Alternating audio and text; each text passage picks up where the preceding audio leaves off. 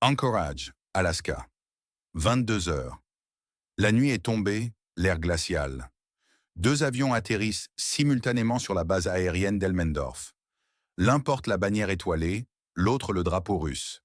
Le vrombissement des F-22 et d'un bombardier furtif B-2 Spirit déchire le silence environnant.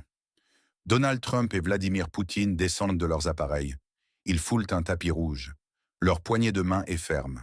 Un moment historique. Ils partagent la Cadillac de Trump. Pourquoi ce choix? Quel message caché s'y trouvait? C'est pour parler, un sommet inédit réunissait trois délégués clés de chaque côté. Poutine, Lavrov, Ushakov pour la Russie, Trump, Marco Rubio, Witkoff pour les États-Unis. Bloomberg parlait de 3 heures de discussion. Le Kremlin suggérait jusqu'à 6. Mais aucun accord tangible n'a émergé. Trump l'a dit, pas d'accord définitif. Ce sommet, tant attendu, a-t-il vraiment servi à quelque chose de concret? Après la rencontre, Trump a regagné Washington. Poutine a déposé des fleurs sur des tombes de pilotes soviétiques à Anchorage, un geste symbolique fort. Le déjeuner des délégations a été annulé. Un signe évident de tension? Le monde entier observait, retenant son souffle. La déception est palpable.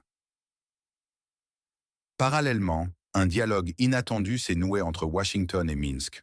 Un appel téléphonique entre Trump et Alexandre Loukachenko. Le président américain a remercié Loukachenko pour la libération de 16 prisonniers politiques, espérant en voir 1300 autres libérés rapidement. Loukachenko, selon Time Magazine, aurait agi comme un canal de communication privé et secret, un négociateur de l'ombre. Est-ce cela la nouvelle forme de diplomatie internationale? À Kiev, capitale du pays voisin, des manifestations massives ont éclaté devant l'ambassade américaine. Des citoyens exigeaient de Trump qu'il se concentre sur l'échange de prisonniers de guerre détenus en Russie, pas sur la cession de leur territoire. Un cri déchirant, un appel poignant à ne pas être oublié. En Lituanie, un scandale politique important a éclaté. Le député Vytautas Sinica a été expulsé de son parti sans préavis. Ses critiques directes envers Sviatlana Tsikhanouskaya, leader de l'opposition biélorusse, sont en cause. Des accusations de réunion illégale et de prise de contrôle non autorisée des comptes du parti ont pesé. La politique interne peut-elle affecter les relations internationales si profondément et rapidement? En Allemagne, un scandale retentissant a fait surface, provoquant l'indignation. Des militants des droits de l'homme réclament l'emprisonnement des ministres de l'Intérieur et des Affaires étrangères, les accusant de non-assistance coupable. Plus de 2000 Afghans, dont d'anciens collaborateurs de l'armée allemande, ont été arrêtés et renvoyés en Afghanistan par le Pakistan. Mis en danger de mort face aux talibans, ces vies sont gravement menacées. C'est une trahison morale inacceptable. Enfin, à Pékin, les Jeux mondiaux de la robotique humanoïde ont eu lieu. Un événement technologique fascinant. Des robots ont concouru sur piste, terrain de football et tatami, fournissant des données précieuses pour l'IA future. C'est l'avenir qui frappe à nos portes, tandis que le passé nous rattrape. Donald Trump a montré un intérêt évident pour ces pourparlers, mais ses déclarations publiques sur leur succès restent ambiguës et floues. Vladimir Poutine a insisté sur les exigences de Moscou, martelant les liens historiques russo-américains profonds. Il a parlé avec gravité de la tragédie qui frappe le pays voisin. Selon Poutine, les événements sont liés à des menaces fondamentales pour la sécurité nationale de la Russie. C'est sa justification principale. Est-ce un point de vue recevable internationalement? Le président américain a déclaré « Nous n'avons pas encore conclu d'accord, mais les chances sont très très bonnes. Une façade d'optimisme, mais aucune percée concrète, aucune solution tangible. Qu'est-ce qui bloque réellement? La réticence américaine, la fermeté russe, ou un tout autre plan se dessine-t-il? Mikhailo Podolyak, conseiller du chef de cabinet du président du pays voisin, a été d'une clarté déconcertante. Pour lui, ces négociations sont une pure manœuvre politique. Il a dit « Cela ne changera rien. Nous ne céderons pas nos territoires. Il veut que nous abandonnions le sang que nous avons versé et ce pourquoi nos hommes sont morts. Cela n'arrivera pas. » Un cri de défi résonnant, une détermination inébranlable. Karol Nawrocki, le nouveau président polonais, a lancé un message fort. La Russie a perdu face au Japon au début du XXe siècle. Elle a été vaincue par les Polonais en 1920. Et aujourd'hui, depuis plus de 3 ans, elle est arrêtée après l'attaque contre le pays voisin grâce au soutien des Alliés et à la solidarité des pays libres, dont la Pologne. Un message clair de défi historique. Est-ce une déclaration de guerre rhétorique? Oksana Chumkina, une déplacée de Donetsk, a lancé un appel désespéré à l'aide. Je suis venu ici pour faire appel au peuple américain, à Trump, pour qu'il aide à ramener nos civils. Il y a des milliers de personnes en prison, dans les prisons russes. Et les Russes continuent d'enlever des gens des territoires occupés. Des milliers de vies innocentes sont en jeu. Le calvaire de ces familles dure depuis plus de 4 ans. Pouvons-nous rester silencieux et indifférents face à de telles souffrances humaines? Anchorage, Alaska, est un carrefour stratégique et historique, une porte d'entrée symbolique vers les États-Unis. L'arrivée quasi simultanée des deux leaders a été minutieusement orchestrée. Le tapis rouge, la poignée de main, le partage inattendu de la Cadillac de Trump sont autant de symboles forts. Ils suggèrent un rapprochement ou peut-être une soumission perçue de l'un. Le bruit des F-22 et du B-2 Spirit a ajouté une dimension militaire palpable et anxiogène, une mise en scène dramatique. Les expressions faciales de Poutine ont été minutieusement scrutées. Il n'a pas retenu ses émotions, une rareté, et a tenté de répondre aux journalistes qui criaient. Une image rare de vulnérabilité ou une tentative calculée de projeter une certaine humanité. La presse occidentale a écrit que Trump n'avait pas préparé de manière spéciale les pourparlers. Était-ce de l'amateurisme ou un coup de génie spontané? Son discours de 3 minutes 30 secondes contrastait fortement avec les 8 minutes 30 secondes de Poutine. Ce déséquilibre de parole était-il une tentative subtile d'imposer son narratif dominant? Le geste de Poutine, déposer des fleurs sur les tombes de pilotes soviétiques à Anchorage, est un acte profondément symbolique. Un rappel historique puissant. Une fierté nationale affichée juste après le sommet. À Kiev, les manifestants scandaient « échange de personnes, pas de territoire ». La réalité brutale du terrain est douloureusement différente des discussions feutrées de la diplomatie.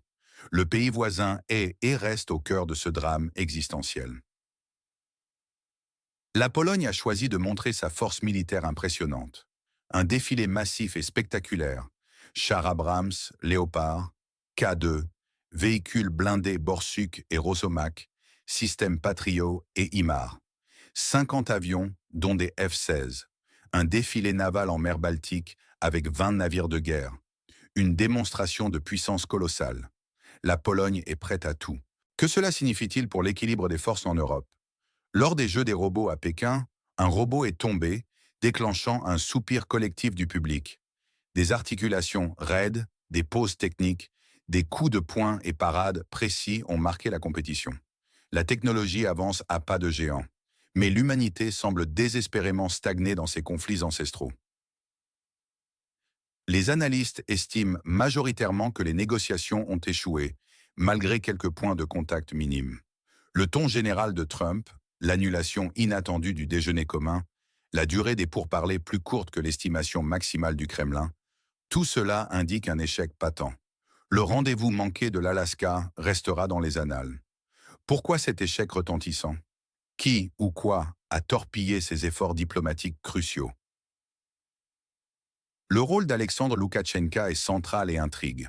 Il est présenté comme une chaîne de communication secrète et privée, un pont mystérieux entre la Maison-Blanche et le Kremlin, un négociateur clé. C'est une information de première importance.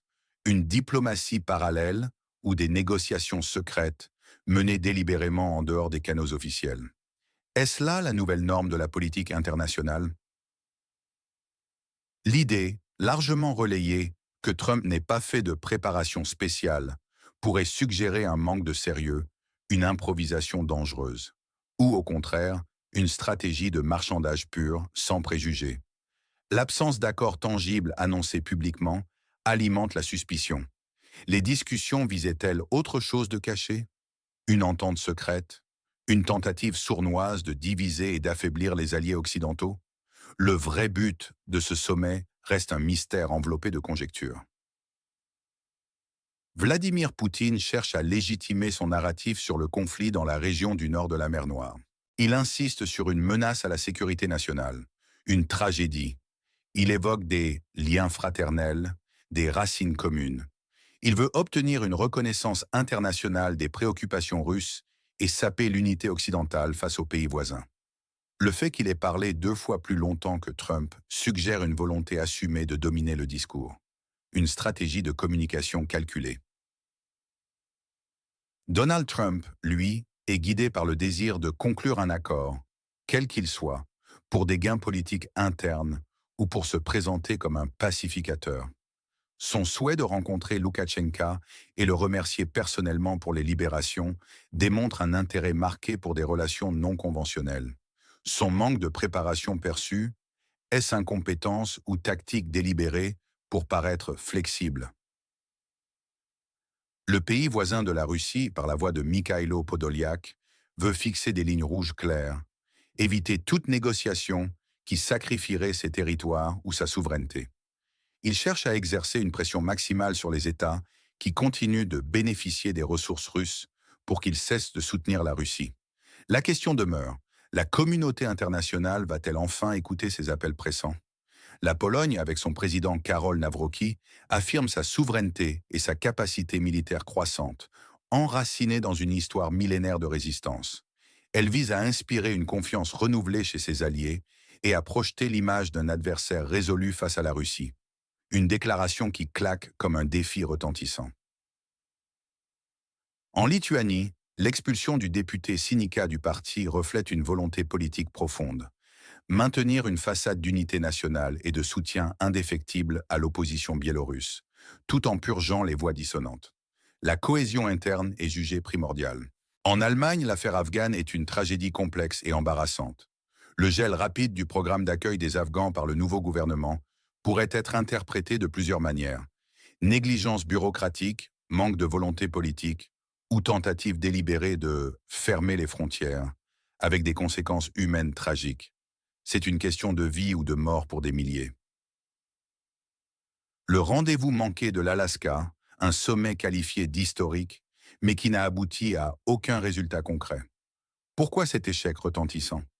L'annulation du déjeuner commun est un signe clair de discorde profonde ou d'échec des négociations. Le repas de la discorde annulé, que s'est-il vraiment passé derrière les portes closes? Le canal secret de Loukachenko, un dirigeant controversé comme véritable artisan des liens entre de grandes puissances, un intrigant machiavélique ou un négociateur de l'ombre habile. Le cri désespéré des mères du pays voisin, Oksana Shumkina, Valentina, résonne. La mère dont le fils est prisonnier depuis plus de 4 ans, une image puissante de souffrance et de sacrifice. Le danger mortel qui pèse sur les Afghans, renvoyés de force en territoire taliban. Une trahison insupportable par l'Allemagne. Un scandale humanitaire qui appelle à l'action immédiate. La vaincabilité de la Russie, déclaration provocatrice du président polonais, une gifle directe à Moscou. L'absence d'accord Trump-Poutine signifie la continuation de l'incertitude géopolitique mondiale. Les critères du pays voisin, veto de Moscou, formule de négociations trilatérales réelles, soulignent une méfiance profonde. La pression sur les pays bénéficiant des ressources russes risque d'aggraver les divisions internationales. Le scandale lituanien peut entraîner une instabilité politique interne durable. Les soldats du pays voisin craignent que la guerre ne dure longtemps, voire des années. La Pologne renforce massivement sa posture militaire, indiquant une escalade potentielle, une course aux armements dangereuse. La déclaration polonaise sur la vaincabilité de la Russie pourrait durcir la position de Moscou. Les citoyens russes s'inquiètent des sanctions, aspirant à leur lever, ce qui montre leur impact économique douloureux. L'isolement économique et la perte de marché menacent les pays qui continuent de soutenir la Russie. La situation des Afghans en Allemagne est une catastrophe humanitaire, un drame qui menace des milliers de vies innocentes, posant des questions fondamentales sur la moralité des politiques migratoires occidentales. Les protestations bruyantes à Kiev illustrent un malaise social profond, un sentiment d'abandon ou de trahison qui ronge la population. Scénario pessimiste? Le piège russe se referme. L'absence de résultats permet à la Russie de poursuivre son agression sans entrave, de renforcer ses positions, d'exploiter les divisions occidentales. Les pressions du pays voisin sont insuffisantes. Le soutien aux prisonniers civils s'estompe. La guerre s'enlise pour des années, entraînant pertes humaines et économiques dévastatrices. Les Afghans sont abandonnés à leur sort. Scénario optimiste, le réveil de l'Occident se produit. Malgré l'échec initial du sommet, la rencontre force une réévaluation profonde des stratégies diplomatiques. Cela mène à une coordination plus forte entre le pays voisin et ses alliés. La pression internationale s'intensifie sur la Russie. Sanctions accrues, isolement. Les protestations de Kiev, les voix des victimes, catalysent une mobilisation internationale pour la libération des prisonniers. L'Allemagne, sous la pression, corrige le tir pour les Afghans. Scénario probable, le dialogue de sourds persiste. Les pourparlers Trump-Poutine restent sans avancée majeure concrète. Chaque parti campe fermement sur ses positions. La guerre dans le pays voisin continue son cours. Les sanctions pèsent sur l'économie russe sans effondrement total. Loukachenko maintient son rôle ambigu de médiateur dans l'ombre. Les problèmes humanitaires, afghans, prisonniers, persistent avec une aide sporadique et insuffisante. Scénario imprévu, le choc des négociations secrètes éclate. Le rôle de Loukachenko se révèle plus profond et plus sinistre que prévu, menant à des négociations secrètes inattendues. Elles aboutissent à un accord surprise, retentissant entre les États-Unis et la Russie, potentiellement au détriment du pays voisin ou d'alliés. Cela crée une onde de choc déstabilisante dans la géopolitique mondiale. Lequel de ces scénarios se concrétisera? Qui gagne? Qui perd? À court terme, la Russie pourrait être gagnante si l'absence d'accord prolonge le conflit et évite des concessions. La visite de Poutine sur les tombes d'anchorage renforce le narratif nationaliste. Loukachenko gagne en stature internationale comme médiateur, renforçant sa position précaire malgré l'opposition interne. La Chine se positionne stratégiquement comme leader technologique mondial via sa diplomatie robotique. Les perdants potentiels sont nombreux et vulnérables. Le pays voisin, si les pourparlers n'aboutissent pas à un cessez-le-feu ou à la libération des prisonniers, prolongeant les souffrances. Si l'Occident négocie sur leur dos, les civils innocents et prisonniers de guerre du pays voisin, affectés par la continuation du conflit et l'absence d'échanges. Les Afghans fuyant les talibans, victimes des politiques migratoires inhumaines et de la non-assistance choquante. L'opposition biélorusse, dont l'influence est minimisée si Loukachenko gagne en légitimité. Les citoyens russes ordinaires souffrant des sanctions économiques. Historiquement, la guerre russo-japonaise du début du XXe siècle, mentionnée par Navrocki, est un exemple de défaite russe, soulignant que la Russie n'est pas invincible. La bataille de Varsovie de 1920, victoire polonaise écrasante sur l'armée rouge, célébrée par le défilé militaire, ancre la narration polonaise de résistance héroïque. Des parallèles implicites avec les sommets de la guerre froide sont sous-entendus lorsque Poutine évoque les relations historiques avec les États-Unis.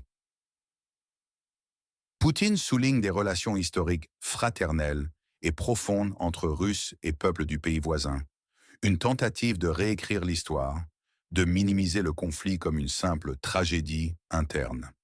L'intervention en Afghanistan post-2001, qui a conduit au recrutement d'Afghans par l'armée allemande, a laissé un lourd héritage, leur situation étant désespérée après le retrait occidental chaotique.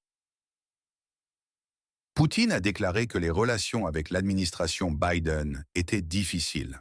Selon lui, si Trump avait été président, la guerre dans le pays voisin n'aurait pas eu lieu.